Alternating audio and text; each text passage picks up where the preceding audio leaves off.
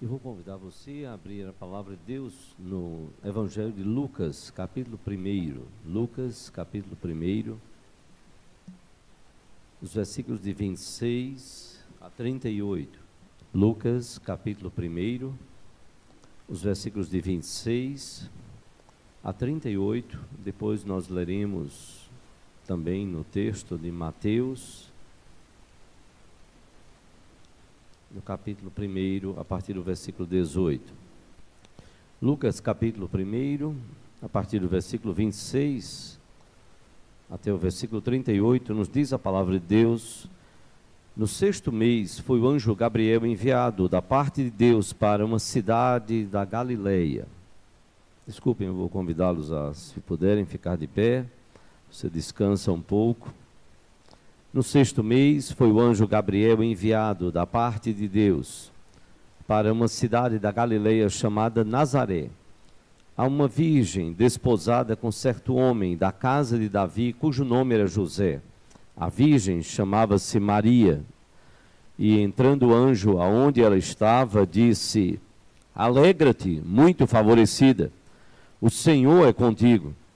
Ela, porém, ao ouvir esta palavra, perturbou-se muito e pôs-se a pensar no que significaria esta saudação.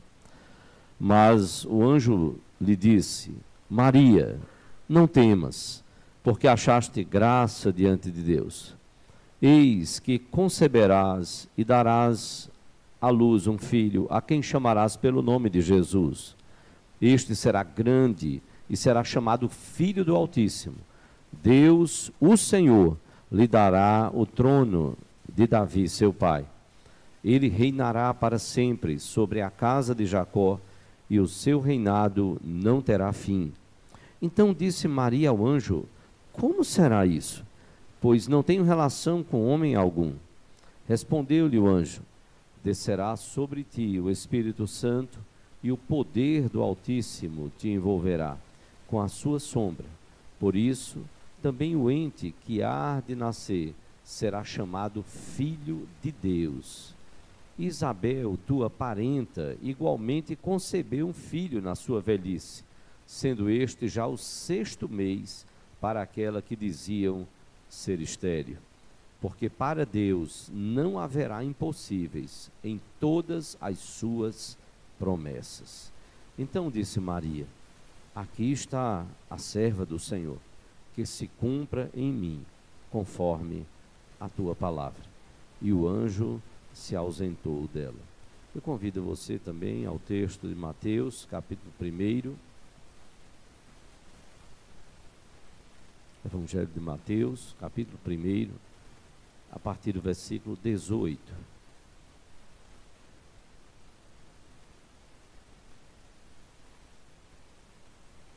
Nos diz a palavra: ora, o nascimento de Jesus Cristo foi assim.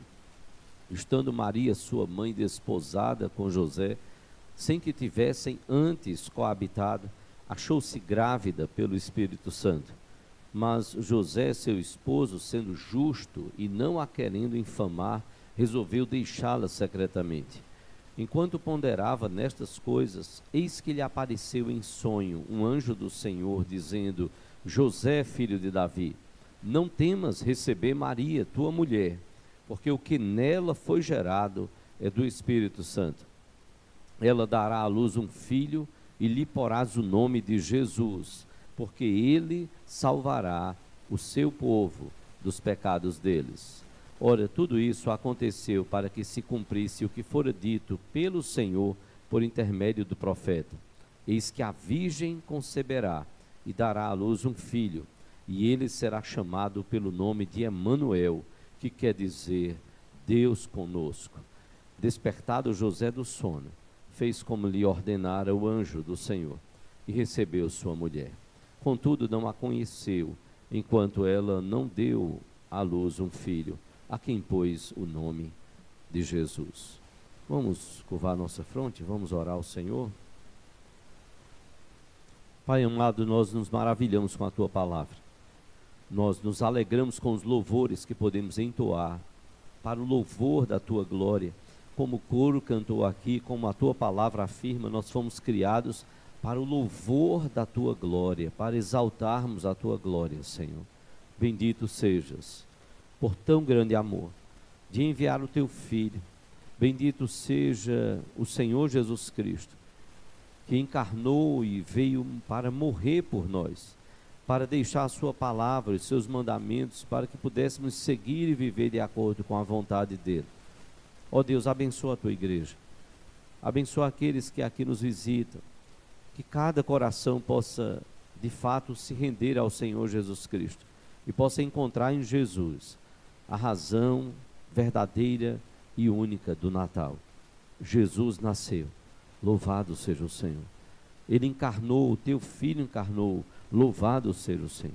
Ele viveu e cumpriu a tua palavra, ele morreu para perdoar os nossos pecados e para pagar pelos nossos pecados, louvado seja o Senhor.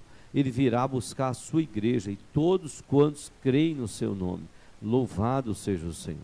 Tantas bênçãos, Senhor, temos a te agradecer.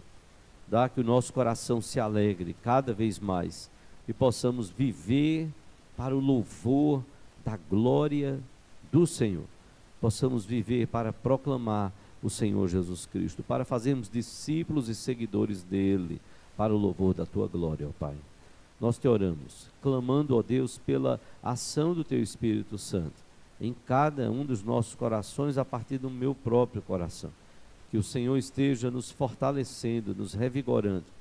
Se há alguém que ainda não entregou sua vida ao Senhor Jesus Cristo, que, ó Deus, seja hoje, Natal, nestes corações. Possa Jesus nascer em cada coração. Ó Deus, nós oramos isto e clamamos no nome dele, do Senhor Jesus Cristo, e para a glória dele, sempre, hoje e sempre. Amém, Senhor. Amém. Podeis assentar-vos.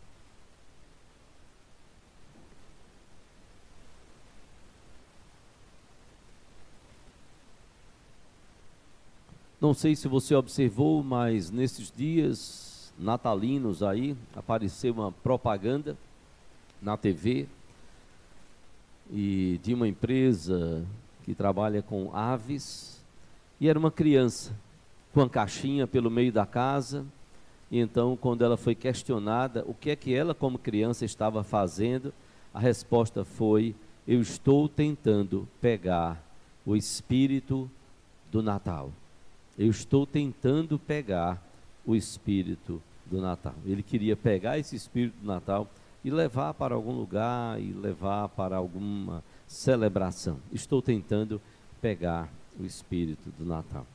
A temática de um dos nossos shoppings aqui no Recife, eu não vou citar, mas me chamou a atenção, foi um Natal além da imaginação.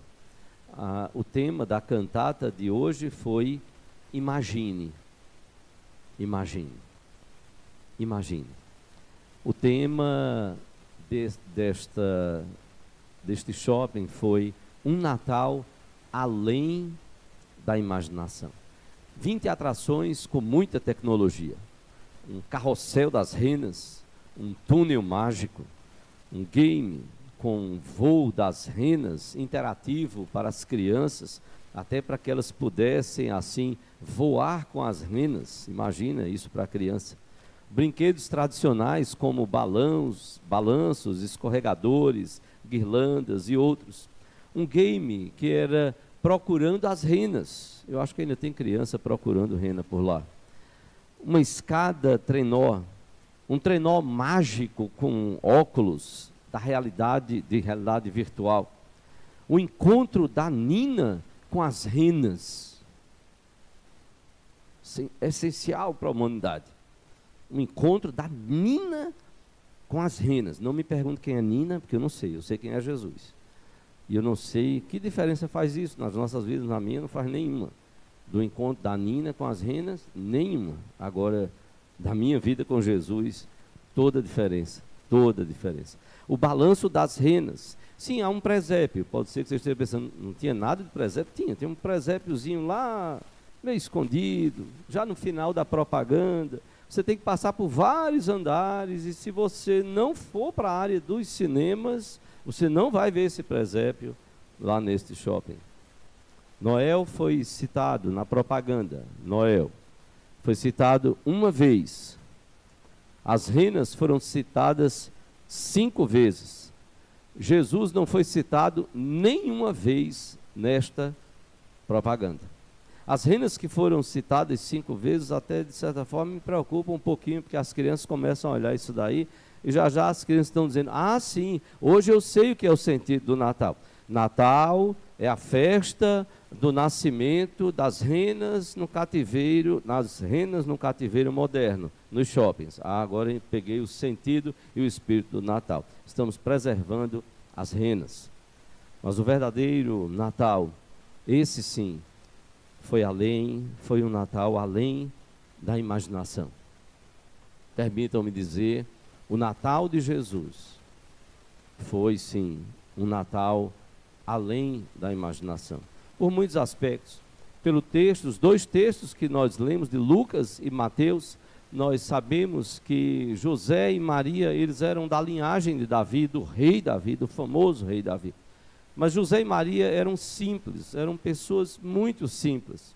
Tanto que a oferta que eles fazem, isso era algo da lei, determinado pela lei, a oferta que eles apresentaram foram 2 rolas ou 2 pombinhos. Isso era a oferta de uma família pobre, onde a palavra de Deus dizia, olha, mas você não vai deixar de ofertar, você vai agradecer a Deus, porque a lei determinava isso, e então oferecia-se 2 passarinhos, os mais simples ali, 2 rolinhas ou 2 pombinhos. E a Bíblia diz que José e Maria fizeram esta oferta, porque era um casal muito simples. Eles estavam prometidos em casamento, mas eles não estavam morando juntos. Lucas, no capítulo 1, o texto que nós lemos, nos mostra justamente o anjo Gabriel aparecendo a uma virgem, em cumprimento ao que a palavra de Deus fala dos profetas. Esse anjo diz que ela é muito favorecida. Olha, o texto não diz que ela é cheia de graça. Não, não. Você é muito favorecida. O favor de Deus veio sobre você. Deus poderia ter escolhido qualquer outra mulher segundo a vontade dele. Ele escolheu você.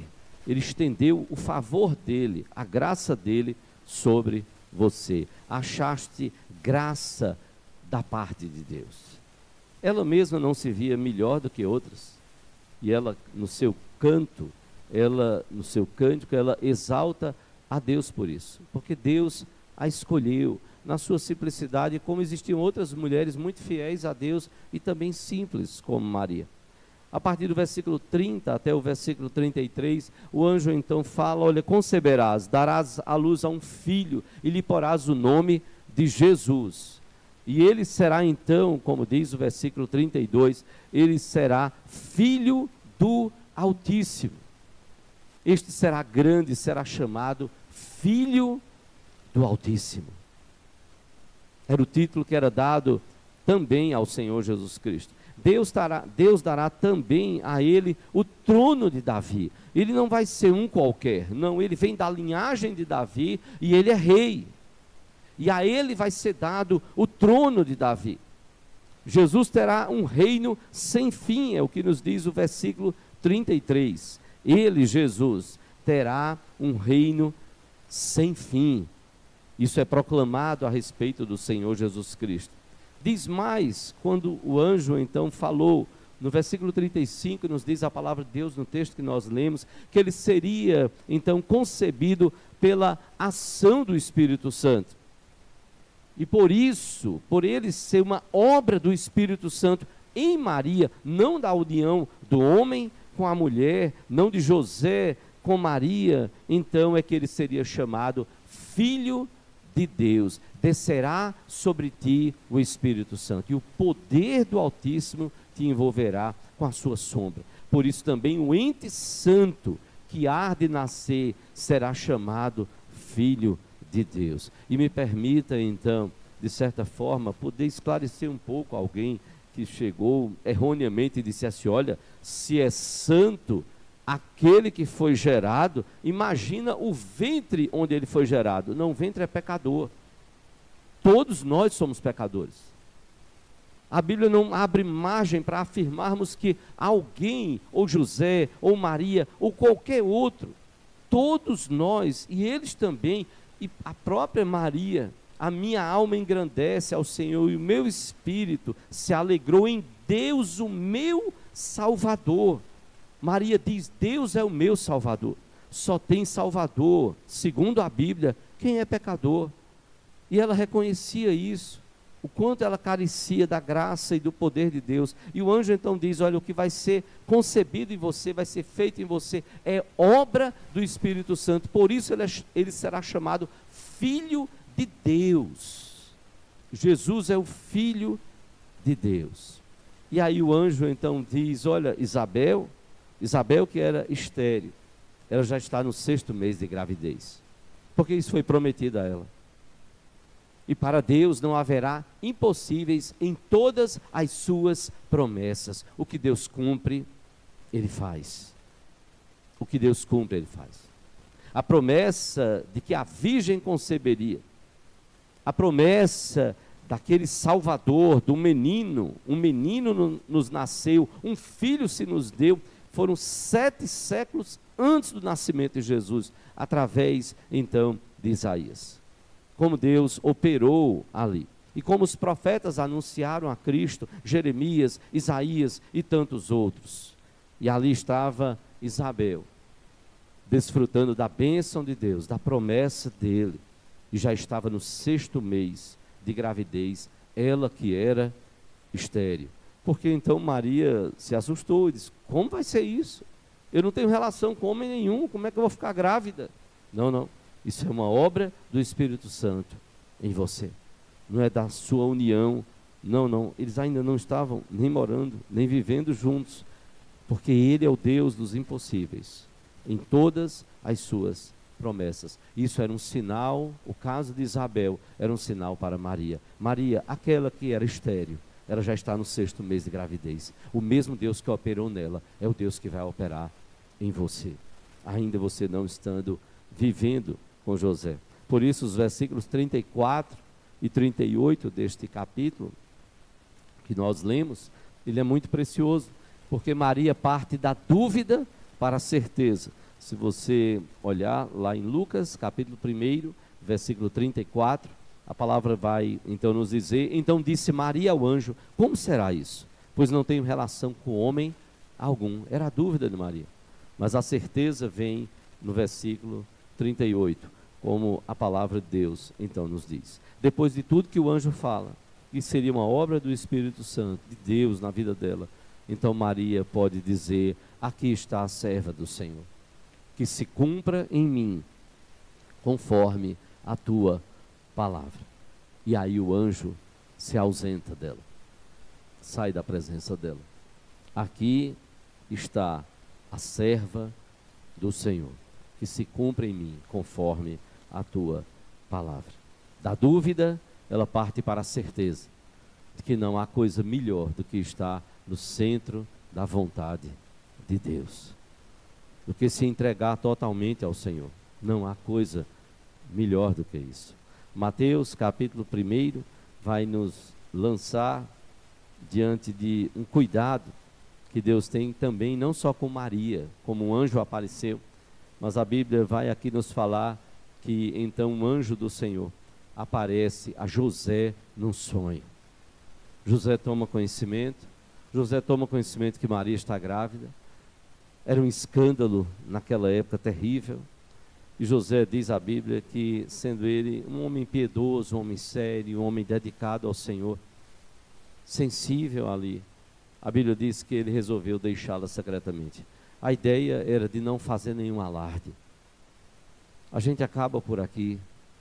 Eu não vou processar você, eu não vou levar você perante os anciãos da cidade. Isso seria uma humilhação terrível para você, para toda a família, uma humilhação pública. Não, eu não vou fazer nada disso. Eu vou fazê-la secretamente, ou seja, eu não vou tornar isso público. Não, a gente acaba tudo, e acaba tudo por aqui. Mas Deus não permite isso, pelos seus planos. E então Mateus registra que o anjo aparece a José em sonhos, revela que Jesus seria gerado por obra do Espírito Santo.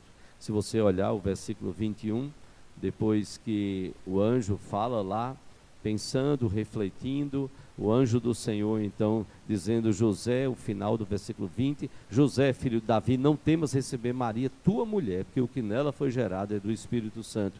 E aí então o anjo diz no versículo 21, ela dará à luz um filho e lhe porás o nome de Jesus, porque ele salvará o seu povo dos pecados dele. O nome não seria outro, o nome precisaria ser Jesus, porque Jesus no grego significa salvação. Jesus é o termo grego para o termo Josué, Joshua, do hebraico, que significa que o Senhor é salvação. Por isso que o anjo diz aqui no versículo 21, depois de dizer, lhe porás o nome de Jesus, ele dá o significado, porque ele salvará o seu povo dos pecados deles. Jesus é salvação. Jesus significa salvação. Ele, o Senhor Jesus, salvará o seu povo dos pecados deles. E os versículos 22 e 23 nos revelam uma outra expressão usada para Jesus. A Bíblia nos diz, ora, tudo isso aconteceu para que se cumprisse o que fora dito pelo Senhor por intermédio do profeta. Eis que a virgem conceberá e dará à luz um filho, e ele será chamado pelo nome de Emanuel, que quer dizer Deus conosco. Que maravilha! Quando Isaías profetiza, isso está lá em Isaías 7,14. O profeta Isaías, 7 séculos antes de Jesus nascer, 700 anos antes de Jesus nascer, ele diz, ele traz a profecia dizendo, a virgem vai conceber, e ele vai ser chamado de Emanuel, que significa Deus conosco. Se você lê os evangelhos, se você lê o evangelho de João e os demais evangelhos de João, é muito enfático nisso, em dizer, Jesus é Deus. E nós cremos na Trindade, conforme a Bíblia nos ensina. Deus Pai, Deus, Filho e Deus, Espírito Santo. Um só Deus, 3 pessoas, um mistério. Para a nossa mente, para a nossa limitação, mas é o que a Bíblia diz.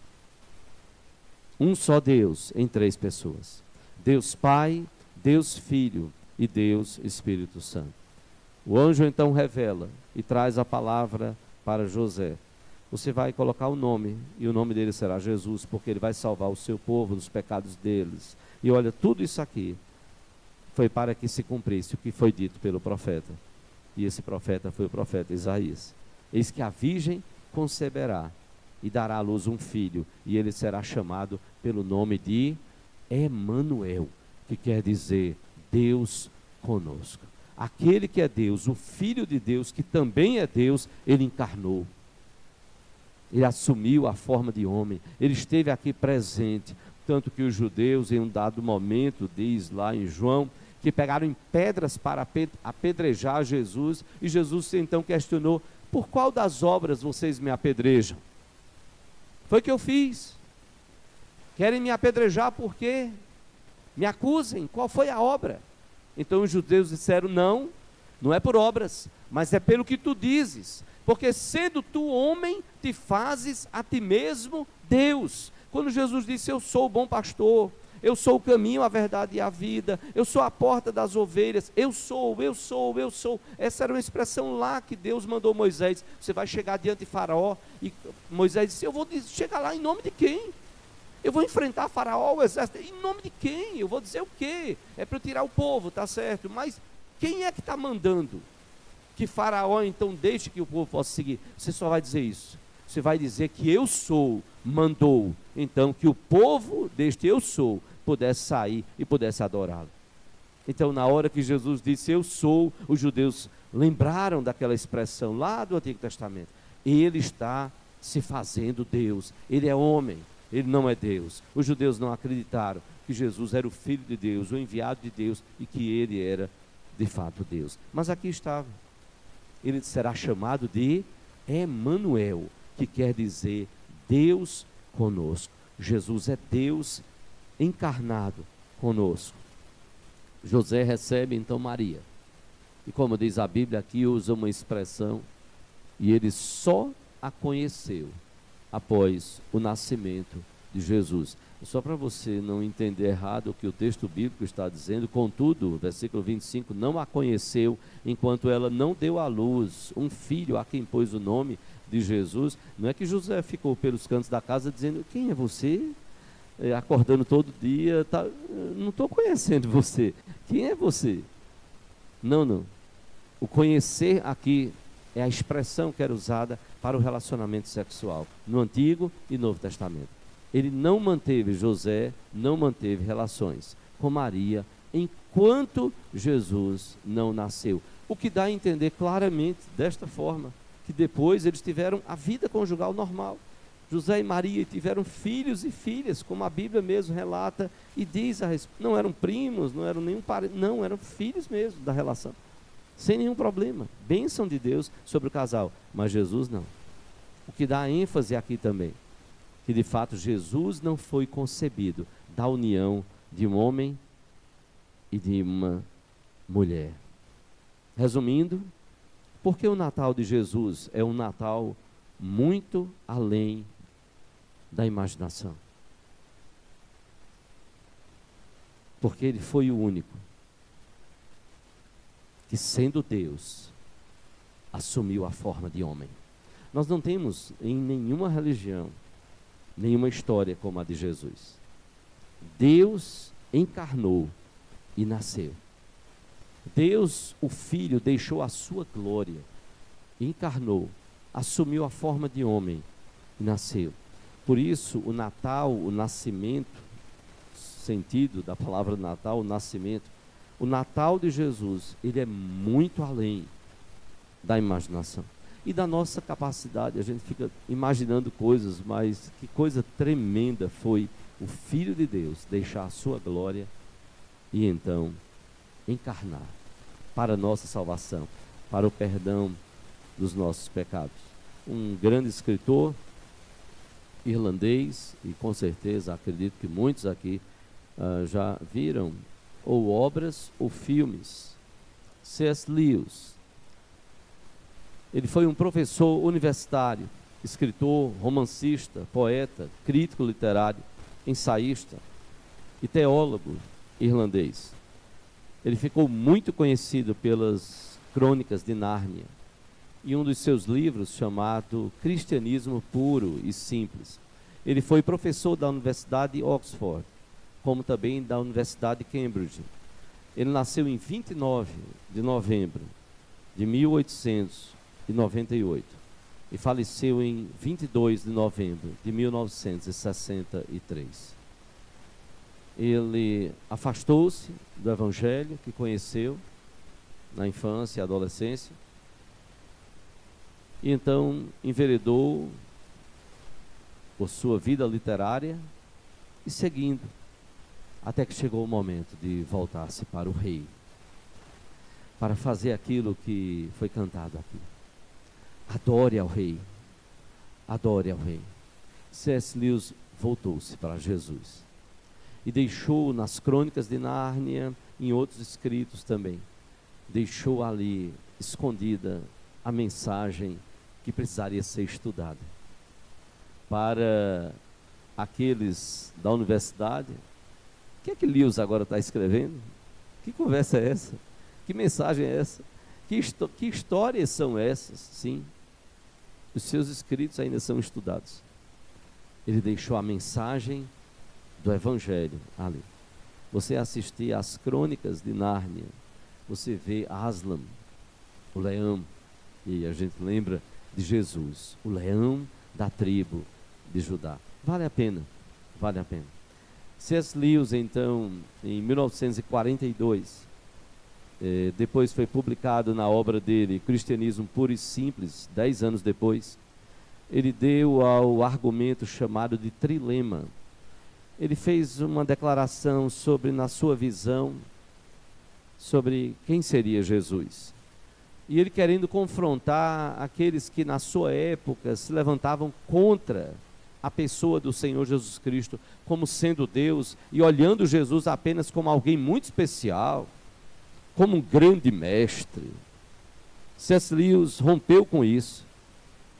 E veja bem, isso está no livro no livro dele, Cristianismo Puro e Simples, tão famoso, ele disse: estou tentando impedir que alguém repita a arrematada tolice dita por muitos a respeito de Jesus. E aí então ele fazia crítica ao que diziam a respeito de Jesus. Era o quê que diziam? Bom, eu estou disposto a aceitar Jesus como um grande mestre da moral, mas não aceito a sua afirmação de ser Deus. E aí C.S. Lewis dizia: essa é a única coisa que nós não devemos dizer. Um homem que fosse somente um homem e dissesse as coisas que Jesus disse, não seria um grande mestre da moral. Ele seria um lunático, no mesmo grau de alguém que pretendesse e dissesse ser ele mesmo um ovo cozido, ou então o diabo em pessoa. É um lunático. Faça a sua escolha, dizia C.S. Lewis. Ou esse homem era e é o Filho de Deus, ou ele não passa de um louco ou coisa pior. Você pode querer calá-lo por ser um louco, pode querer cuspir nele e matá-lo como a um demônio, ou pode prosternar-se a seus pés, curvar-se aos seus pés e chamá-lo de Senhor e Deus. Mas que ninguém venha com paternal condescendência dizer que ele não passava de um grande mestre humano. Jesus não nos deixou essa opção e não quis deixá-la. Agora parece-me óbvio que ele não era nem um lunático, nem um demônio. Consequentemente, por mais estranho, assustador e inacreditável que possa parecer, eu tenho que aceitar a ideia de que Jesus era e é Deus. Partindo de todo esse raciocínio, é atribuído a C.S. Lewis justamente esse trilema, dizendo: ou Jesus é um mentiroso porque disse ser o Filho de Deus, sabendo que não era, ou Jesus é um lunático, porque qualquer um que crê ser o Filho de Deus e não é, só pode ser um louco, um fora de si. Ou Jesus é o que ele disse ser, o Senhor, o Filho prometido, o próprio Deus encarnado. E nós cremos neste Jesus que a Bíblia nos revela. Jesus é Deus, é a segunda pessoa da Trindade. Ele já existia desde a eternidade, antes de tudo ser criado, é o que a Bíblia nos diz. Ele decidiu encarnar na forma de um embrião pela ação do Espírito Santo. Ele decidiu ser um bebê, uma criança, um adolescente e um jovem adulto. Ele não caiu do céu pronto como um adulto. Ele viveu nesta terra, ele cumpriu toda a lei de Deus, tudo que Deus mandava então fazer, e então ele morreu na cruz para pagar pelos meus e pelos seus pecados, para nos dar vida nova, para nos dar vida abundante, para nos dar vida eterna. Então, João 10:10 vai nos dizer: o ladrão vem somente para roubar, matar e destruir. E aí Jesus diz: eu vim para que tenham vida e vida em abundância. Os nossos pecados nos separam de Deus. João capítulo 1, versículo 12. O Evangelho de João vai nos dizer que Jesus veio para o que era seu e os seus não o receberam. Mas a quantos o receberam, Deus deu a eles o poder de serem feitos filhos de Deus. Não saia daqui crendo numa mentira. Todos não são filhos de Deus. Todos não são filhos de Deus. Não é assim o que a Bíblia ensina. Todos são criaturas, filhos não. A quantos o receberam, Deus deu a eles o poder de serem feitos filhos de Deus. Todos são criaturas, mas filhos não. Filho só é, filho de Deus, só é aquele que crê em Jesus como seu Senhor e como seu Salvador. É o que a Bíblia nos ensina. Mas a quantos o receberam, Deus deu a eles o poder de serem feitos filhos de Deus. Por isso que alguns judeus que não creram em Jesus, que combatiam a Jesus, Jesus chegou no momento a dizer, como está lá em João: vós sois filhos do diabo, porque por isso vocês não acreditam em mim. Vocês não são filhos de Deus, vocês são filhos do diabo. Que palavra dura Jesus trouxe. O apóstolo Paulo vai então nos dizer lá em Romanos capítulo 10, versículos 9 e 10, é o último texto que quero compartilhar com você. Romanos 10, versículos 9 e 10.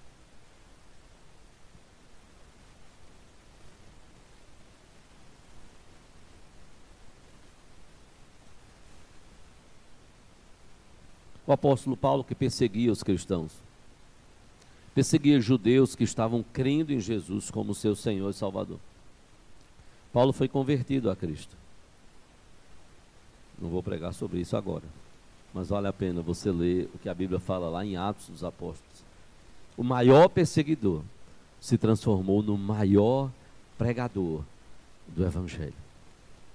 O maior perseguidor foi transformado num dos maiores pregadores do Evangelho. E Paulo então diz lá em Romanos 10, 9 e 10: se com a tua boca confessares Jesus como Senhor, e em teu coração creres que Deus o ressuscitou dentre os mortos, serás salvo. Porque com o coração se crê para a justiça, e com a boca se confessa a respeito da salvação. Paulo diz no versículo 9: se com a tua boca confessares a Jesus como Senhor, e em teu coração creres que Deus ressuscitou a Jesus dos mortos, você vai ser salvo. Que nós só podemos confessar, nós só podemos crer pela ação, e é uma ação do Espírito de Deus trabalhando na vida da gente, cercando a gente por todos os lados, mostrando a gente tantas pregações, tantas cantatas, tantos encontros, e de repente a luz brilha, e você enxerga em Jesus o seu Senhor e o seu Salvador. É isso que a Bíblia diz. E você pode dizer: eu estou salvo. Se eu morresse hoje, eu estaria na presença de Deus. Por quê? Porque você frequenta a igreja presbiteriana ou qualquer... Não, nada disso. Porque você canta no coro? Não, porque você trabalha no ministério. Não, nada disso. É como a Bíblia diz: se confessares a Jesus como Senhor, e em teu coração creres que Deus o ressuscitou dentre os mortos, serás salvo. Vir para a igreja, viver a igreja, servir na igreja, trabalhar em ministérios, tudo isso é consequência de termos encontrado em Jesus o nosso Senhor e Salvador. O mesmo que disse: eu edificarei a minha igreja, e as portas do inferno não prevalecerão contra ela. Aí a gente entende o que é igreja. Não é o que está por aí fora, jogado, largado, meio de vida, exploração. Não, a igreja é corpo vivo de Cristo. É viver o Evangelho, viver o corpo. Não sou eu em casa. Em casa é consequência do que eu vivo também aqui, e um para o outro, de casa para cá, daqui para casa. E vivermos para a glória de Deus. Termos Jesus como nosso Senhor e Salvador. Podemos declarar isso. Mas eu quero terminar voltando àquilo que o coro talvez tenha nos feito pensar. E se Cristo não tivesse vindo? Talvez nós nunca paramos para pensar sobre isso.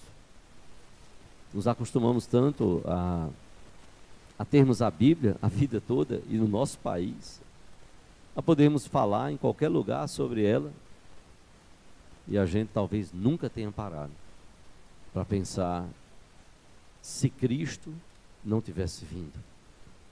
Nós temos uma facilidade tão grande, portas abertas. Estamos hoje aqui, no feriado, domingo após domingo, semana após semana. Podemos ir a diversos lugares, podemos cantar em diversos lugares, que a gente não se dá conta do que é viver, então, no meio de um país, ou no meio de um povo, de uma tribo, ou o que seja, africana, asiática, nas Américas. Você está num lugar onde, olha, aqui você não pode falar de Jesus, porque se você falar, você vai ser perseguido. É melhor não tentar. É sua vida que está em risco. Se quiser continuar, prossiga. Quantas e quantas pessoas ainda estão hoje morrendo? Se Cristo não tivesse vindo, Há alguns anos foi publicado um curioso cartão de Natal com os dizeres: se Cristo não tivesse vindo. Falava de um pastor que adormeceu em seu escritório numa manhã de Natal. E então ele sonhou com um mundo para o qual Jesus nunca tinha vindo. Em seu sonho, viu-se andando pela casa. Mas lá na casa não havia presentes no canto da lareira. Não havia árvore de Natal, nem coroas enfeitadas. Não havia Cristo para confortar, alegrar e salvar. Então ele decidiu sair de casa. Andou pelas ruas, mas não havia igrejas com suas torres agudas apontando para o céu. Ele voltou então para casa, sentou-se na biblioteca, na sua biblioteca. Mas todos os livros sobre o Salvador tinham desaparecido. Alguém então no sonho lhe bateu à porta e pediu que ele fosse visitar a pobre mãe daquele homem que havia batido à sua porta.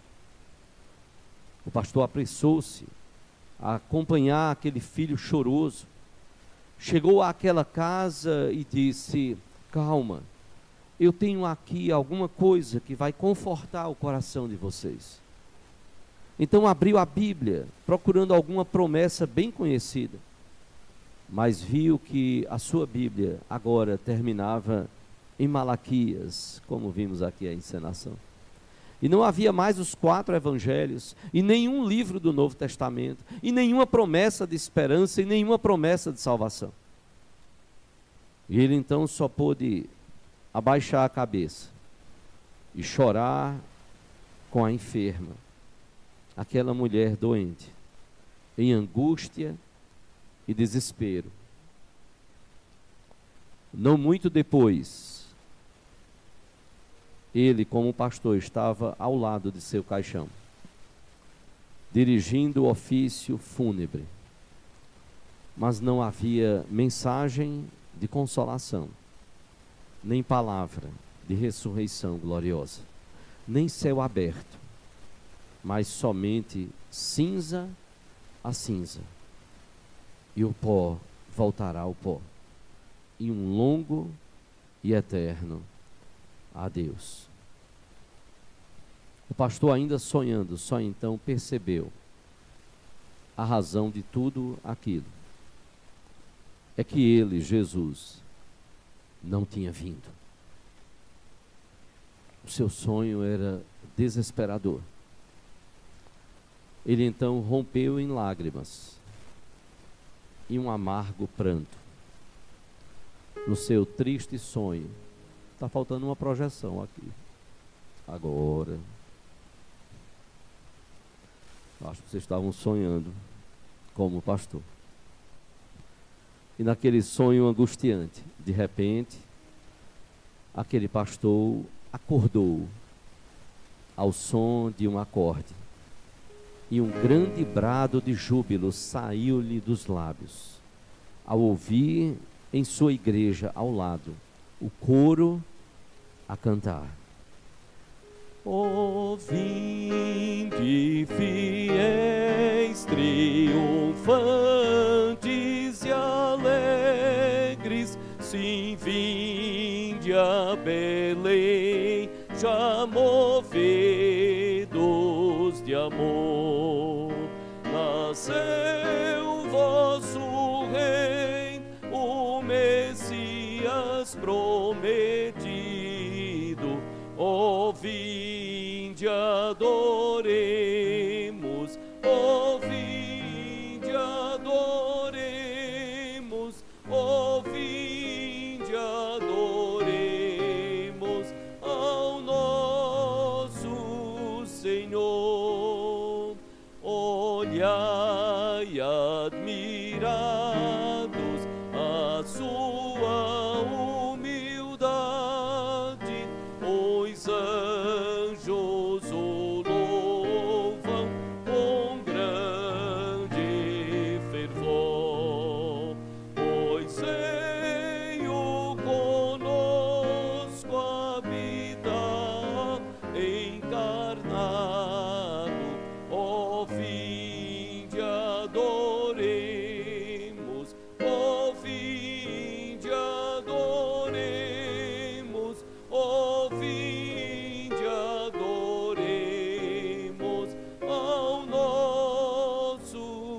Senhor, por nós das alturas, celeste baixando, em forma de servo, se fez por amor.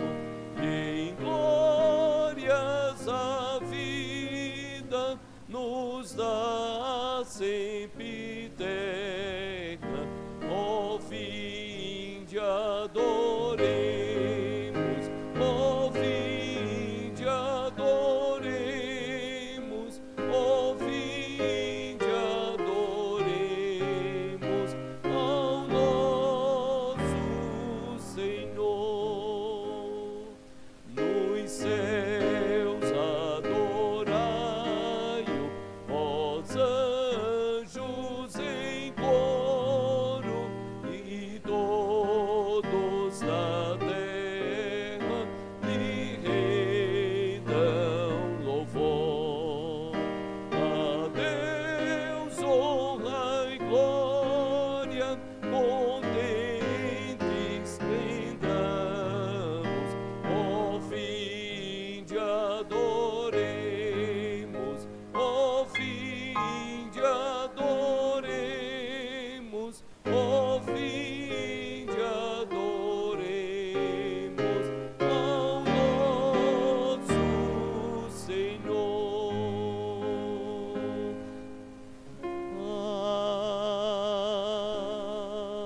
Amém. Regozijemo-nos e alegremo-nos hoje, porque Ele veio. Lembremo-nos das palavras do anjo: eis aqui vos trago novas de grande alegria, que o será para todo o povo, pois na cidade de Davi, do rei Davi, vos nasceu hoje o Salvador, que é Cristo o Senhor. Exulte, exulte no Senhor. É vindo o Salvador. A nossa oração é que você creia em Jesus, não como um grande mestre da moral, não como alguém, um guru espiritual, nada disso. Que você creia em Jesus como Filho de Deus. Jesus era, é e continuará sendo para todo sempre o Filho de Deus, que é Deus, que é Deus. Nossa oração é que você creia nele. Se você tomar a decisão de entregar a sua vida ao Senhor Jesus hoje, nós gostaríamos de saber. Você pode procurar alguém aqui da igreja ou pode nos falar lá à porta, só porque a gente quer caminhar com você. A gente deseja ser bênção na sua vida, como um dia alguém foi bênção nas nossas vidas. Nós desejamos que você possa seguir a Jesus, possa ter Jesus como Senhor e Salvador da sua vida. Saia daqui na certeza do que a Bíblia diz: Jesus é Deus. Ele merece toda honra, toda glória e todo louvor.